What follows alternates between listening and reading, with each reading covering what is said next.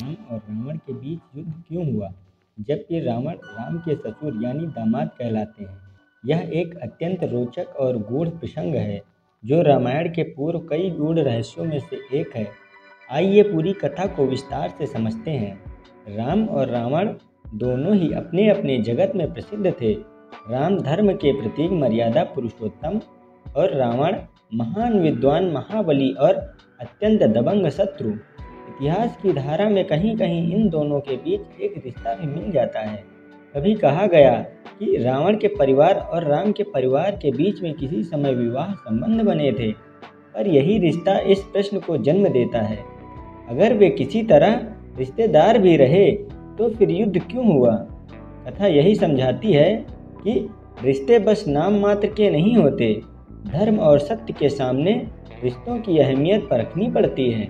अयोध्या में जब राम का जन्म हुआ, उस समय दुनिया भर के धर्म चिंतक, ऋषि महात्मा और राजाओं ने उसके गुणों की प्रशंसा की। दूसरी ओर लंका में रावण था, दानव कुल का सर्वश्रेष्ठ ब्राह्मण और स्त्रोत गायक।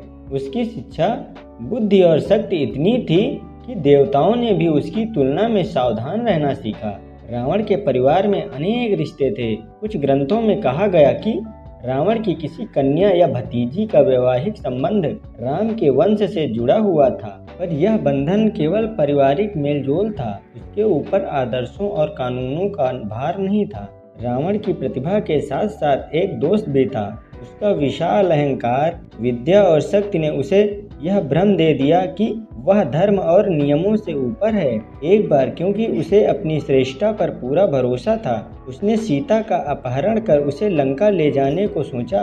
सीता राम की धर्मपत्नी केवल एक स्त्री नहीं थी, वह मर्यादा और धरती पर लक्ष्मी का प्रतीक थी। रावण ने यह नहीं समझा कि किसी अन्य के धर्म पथ में हस्तक्षेप करना केवल निजी या क्षमता नहीं, बल्कि मानवता विरुद्ध पाप है। जब रावण ने छल पूर्वक सीता का हरण किया तो उसने केवल एक पत्नी को बहरूप में ले गया, उसके समाज और धर्म को आघात पहुंचाया। सीता का अपहरण केवल राम के प्रति अपहरण नहीं था, यह संपूर्ण मानव नीति पर हमला था। राम के लिए यह व्यक्तिगत बदला नहीं बन सका। उसकी मर्यादा, आदर्श और दायित्व के कारण वे सत्य की रक्षा के लिए उठ खड़े हुए। राम का संदेश साफ था, धर्म की रक्षा चाहे रिश्तों के कारण कितनी भी जटिलता क्यों न हो। राम ने पहला कार्य किया, वे न केवल स्वयं लड़े बल्कि मित्रों और धर्मनिष्ठों की सहायता ली। हनुमान, सुग्रीव, वानर और अन्य सभी ने राम के साथ मिलकर लंका के खिलाफ एकता दिखाई। वहीं रावण ने भी सभी प्रकार की शक्ति प्रदर्शनी की। असुर मित्र, तेज बाण और महाशस्त्र लहरें हुई, पर यह युद्ध केवल शक्ति प्रदर्शन नहीं था, यह धार्मिक और नैतिक प्रश्नों का युद्ध था। क्या शक्ति ही सर्वोपरि है या धर्म पर न्याय? युद्ध के मैदान पर दोनों ओर से अनेक संप्रदायों और व्यक्तियों ने भाग लिया, पर हर रोहिणी और हर तीर के साथ स्पष्ट हुआ कि रावण का अहंकार ही उसकी सबसे बड़ी कमजोरी है। वह शायद कितनी भी तर्क वितर्क कर ले, पर उसने सीता के प्रति किए गए अधर्म को न तो स्वीकारा और न रोका। दूसरी ओर राम ने युद्ध के दौरान भी अनुशासन और शिष्टता न छोड़ी। उन्होंने शत्रु का सामना किया और केवल तब वार किया जब न्याय के रास्ते और व्यवहार विफल रहे। जब युद्ध अपने चरम पर पहुंचा और रावण का अंतिम प्रहार हुआ, तब भी राम ने अपने व्यवहार में आदर्श का पालन किया। रावण घायलों के बीच पड़ा था, एक ऐसा वीर जिसने ब्राह्मण ज्ञान और धर्म ज्ञात श्रेष्ठता का दावा करता था। राम ने न केवल उसे मारने के पश्चात विजय का उत्सव मनाया, बल्कि उसके प्रति आदर और दया भी दिखाई। इस व्यवहार ने स्पष्ट कर दिया कि राम का उद्देश्य केवल विजयी होना नहीं,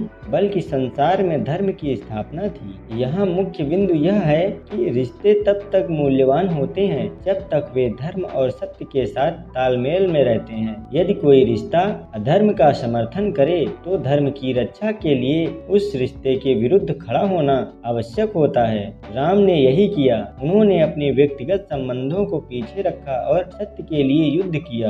रावण ने अपना दुष्ट मार्ग चुना, इसलिए भले ही किसी कथानुसार वे राम के संबंधी बने हों उनका नाश अपरिहार्य हुआ। इस कथा का सार यही है, संबंध और प्रेम महत्वपूर्ण हैं, पर उनकी मर्यादा तभी सुरक्षित रहती है जब वे सत्य और धर्म का सम्मान करते हों। राम विवरण हमें यह सिखाते हैं कि सत्य और धर्म को छोड़कर किसी भी शक्ति का परित्याग करना स्वार्थ और अहंकार है। व्यक्तिगत संबंध तब तक सम्माननीय होते हैं जब तक वे नैतिकता और न्याय का पालन करते हैं। विजय का वास्तविक रूप वह है जो दया, समानता और न्याय के साथ आता है, न कि केवल हताश उल्लास। राम और रावण की कथा केवल युद्ध की कहानी नहीं, यह आदर्श और चेतना की कथा है। हमें यह याद रखना चाहिए कि मानव जीवन में रिश्ते, सम्मान और अधिकारों की भूमिका है, परंतु यदि कोई रिश्ता सत्य धर्म की अवहेलना करे तो हमें धर्म का पक्ष लेना चाहिए। इसी के साथ राम का चरित्र